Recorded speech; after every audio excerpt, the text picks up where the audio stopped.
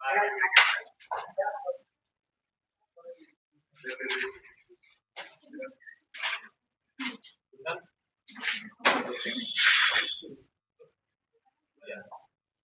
जी, देखो हम लोगों को आज यही पढ़ना है, वैद्युत द्विध्रुव की निरक्षीय रेखा पर वैद्युत विभव। ठीक है ना, समझ रहे हो? अक्षीय रेखा वाला हम लोग पढ़ लिए हैं। अक्षीय रेखा के लिए हम लोग जैसे किए थे, ठीक है ना, सबसे पहले क्या किया गया था, एक परावैद्युत माध्यम लिया गया था। सुन रहे हैं? तो सेम वैसे ही आज भी एक परावैद्युत माध्यम लिया जाएगा। हल्ला मत करो, अभी इधर देखो। सबसे पहले एक परावैद्युत माध्यम लिए हैं,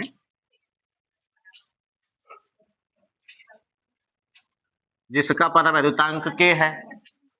सुन रहे हो जी? यह एक परावैद्युत माध्यम है जिसका परावैद्युतांक K है, और इस परावैद्युत माध्यम के अंदर, ठीक है ना, यहाँ दो बिंदु लिए हैं A और B, ठीक है ना, मतलब AB एक वैद्युत द्विध्रुव है। AB क्या है? एक वैद्युत द्विध्रुव है, ठीक है ना। सुन रहे हैं? जो प्लस Q तथा माइनस Q आवेश से मिलकर बना है। तो प्लस Q आवेश इधर आता है और माइनस Q आवेश इधर आता है, ठीक है ना। अब आप जानते हैं कि इनके बीच की दूरी जो है 2a होती है, तथा इसका मध्य बिंदु जो है वो O होता है, ठीक है ना। तो दोनों आवेशों के बीच की अल्पतम दूरी 2a है। वैद्युत द्विध्रुव बनाने के लिए हम लोग क्या करेंगे, इस परावैद्युत माध्यम के अंदर, ठीक है ना, दो बिंदु लेंगे A और B। एक बिंदु पर माइनस Q आवेश और दूसरे बिंदु पर प्लस Q आवेश रखेंगे, ठीक है ना। और दोनों आवेशों का मध्य बिंदु O ले लेंगे। अब O के लंबवत, दोनों आवेशों के मध्य बिंदु के लंबवत गुजरने वाली है जो सीधी रेखा होती है, यही इसका निरक्ष होता है। समझे? इसी रेखा को निरक्षीय रेखा कहा जाता है, ठीक ना। इसी निरक्षीय रेखा पर इस मध्य बिंदु O से स्मॉल r दूरी पर कोई बिंदु P है, जिस बिंदु पर हमें वैद्युत विभव की गणना करनी है। समझे? पहले जब हम लोग पढ़े थे अक्षीय रेखा पर, तो है बिंदु P इसके अक्ष पर हेने लिया गया था, समझे ना। और अक्ष पर इधर विभव का मान कितना आया था, V = 1/4 pi epsilon not into P/r², ठीक है ना, P/r² आया था विभव का मान। अब हम लोग यहां निकालने जा रहे हैं वैद्युत विभव का मान। सुन रहे हो ना? समझ में आया? अभी तक क्या किया गया? सबसे पहले एक डिब्बा बनाए हैं और इस डिब्बे के अंदर क्या मान लिए हैं, कोई परावैद्युत माध्यम है, ठीक है ना। और इस परावैद्युत माध्यम के अंदर दो बिंदु लिए हैं A तथा B, ठीक है ना। और इन दोनों बिंदुओं पर दो सूक्ष्म आवेश, दो बिंदु आवेश रखे हैं, ठीक है ना। एक ऊपर माइनस Q आवेश और एक ऊपर प्लस Q आवेश, ठीक है ना। तो दोनों आवेशों के बीच की दूरी को कितना माने हैं, 2a, ठीक है ना। समझ रहे हैं? तो वैद्युत द्विध्रुव बन गया है। अब इस वैद्युत द्विध्रुव के निरक्ष पर हमें वैद्युत विभव की गणना करनी है। तो निरक्षीय रेखा कौन होती है, तो दोनों आवेशों को मिलाने वाली जो सीधी रेखा है, उस सीधी रेखा के मध्य बिंदु के लंबवत गुजरने वाली ये जो सीधी रेखा होती है, ठीक है ना, दोनों आवेशों को मिलाने वाली सीधी रेखा के मध्य बिंदु से लंबवत गुजरने वाली सीधी रेखा को इसका निरक्ष अथवा विषुवतीय तल कहा जाता है, ठीक है ना। तो यही निरक्ष है। इस निरक्ष पर मध्य बिंदु O से, ठीक है ना, स्मॉल r दूरी पर एक बिंदु P है, जहां हमें वैद्युत विभव की गणना करनी है। समझ रहे हैं? समझ में आया इतना? अब आप जानते हैं कि इसका मान कितना हो जाता है, यहां से यहां तक A हो जाता है, यह भी A होता है, ठीक है ना। अब जब मान लो बिंदु वैद्युत द्विध्रुव दो आवेशों से मिलकर बना है, एगो प्लस Q और एगो माइनस Q। तो प्लस Q के कारण अगर बिंदु P पर विभव निकालना हो तो प्लस Q से P की दूरी ज्ञात करनी पड़ती है ना जी। प्लस Q से बिंदु P की दूरी ज्ञात करनी पड़ती है। दूरी मालूम नहीं है तो यह लंबवत रेखा है। सुन रहे हो? कौन सी रेखा है ये? लंबवत रेखा है। तो यहाँ लंब हो जाएगा, तो है जो होगा वो ऊंचाई हो जाएगी और ये आधार हो जाएगी, ठीक है ना। तो ये कर्ण हो जाएगा। तो कर्ण का कार्य करेगा कौन? बीपी। समझ रहे हो? तो नियम के अनुसार पाइथागोरस प्रमेय जब प्रयोग करेंगे हम लोग इसमें, तो इसका मान कितना आएगा? R square plus A square. उसके बाद यह भी कितना हो जाएगा? R square plus A square. समझे?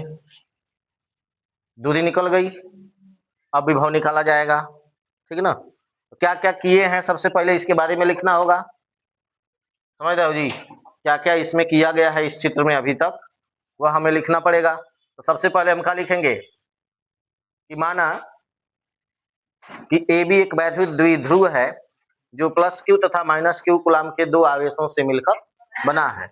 यहां लिखा जाएगा माना कि ए बी एक वैद्युत द्विध्रुव है जो किसी ऐसे माध्यम में रखा है, किसी ऐसे माध्यम में रखा है, चाहे रखा गया है, जिसका परावैद्युतांक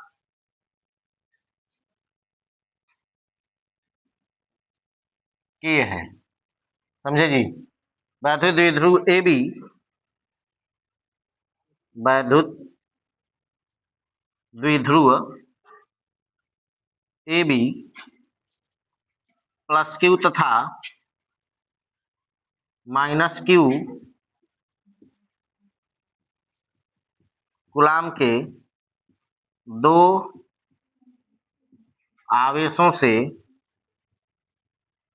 मिलकर बना है, जिनके बीच की अल्पतम दूरी, चाहे अल्प दूरी 2a है। समझे जी? इस चित्र के बारे में लिख लिए, वैद्युत द्विध्रुव के बारे में। ठीक है ना? अब द्विध्रुव का मध्य बिंदु O है ना जी? द्विध्रुव का मध्य बिंदु, द्विध्रुव का मध्य बिंदु O है। ठीक है ना? जिसके लंबवत, जिसके लंबवत निरक्षीय रेखा पर, जिसके लंबवत निरक्षीय रेखा पर, ठीक है ना, निरक्षीय रेखा पर, ठीक है ना, मध्य बिंदु O से, मध्य बिंदु O से स्मॉल r दूरी पर एक बिंदु P है, जिस पर वैद्युत विभव की गणना करनी है ना जी? यही काम हम लोगों को करना है। चित्र के बारे में इतना लिख लिया गया। अब क्या किया गया है? अब इसके लिए हम क्या करते हैं? त्रिभुज, ये त्रिभुज, कौन एगो त्रिभुज ले लेंगे। ठीक है ना? कौन सी दूरी निकालने के लिए? पाइथागोरस प्रमेय जो इसमें प्रयोग किए थे। ठीक है ना? अब इसके लिए आगे लिखेंगे, इसके लिए, ठीक है ना, त्रिभुज ओ बी पी में, ओ बी पी में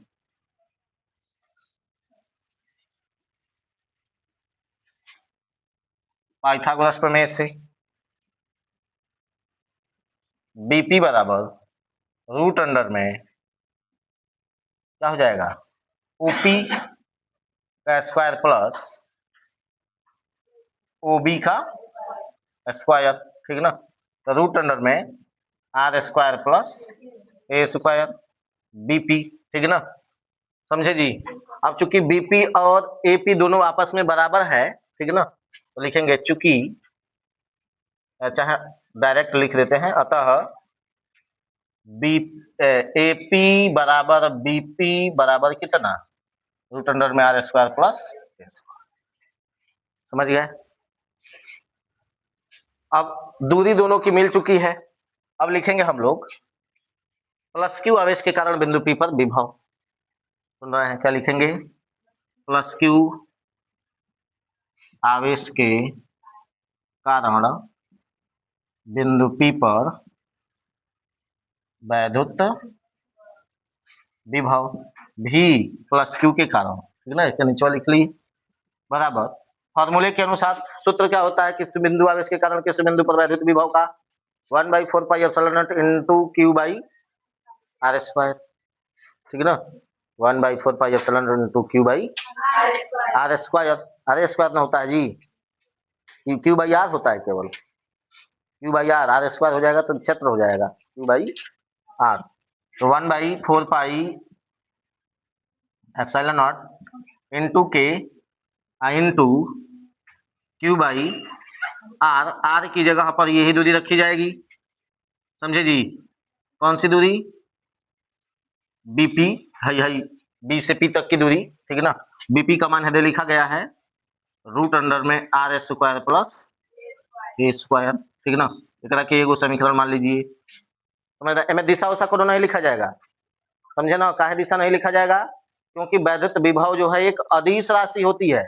वैद्युत विभव क्या होती है, एक अदिश राशि होती है, इसलिए इसमें दिशा उशा की कोनो आवश्यकता नहीं है, ठीक है ना। अब फिर माइनस क्यू आवेश के कारण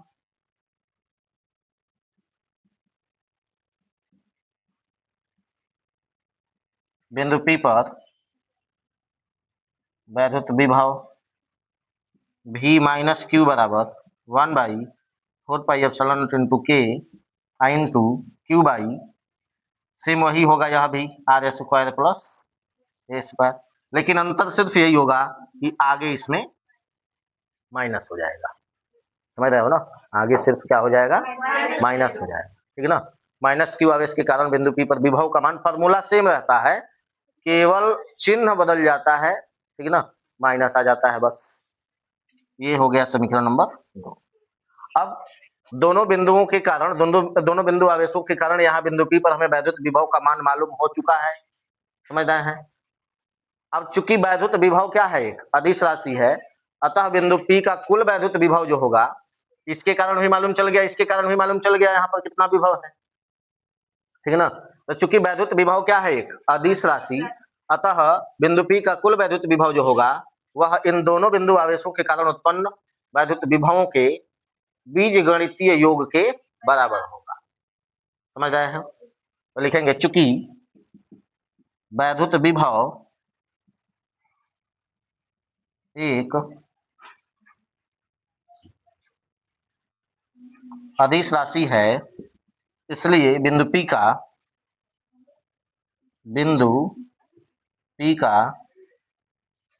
कुल वैद्युत विभव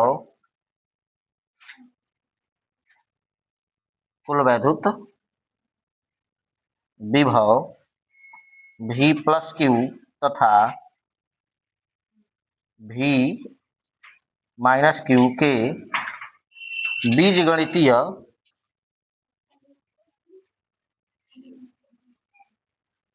बीजगणितीय योग के बराबर होगा, समझे। तो कुल V इजिकल टू का हो जाएगा V plus Q plus V minus Q, ठीक है ना, समझे जी। पहले यहां तक लिख लीजिए।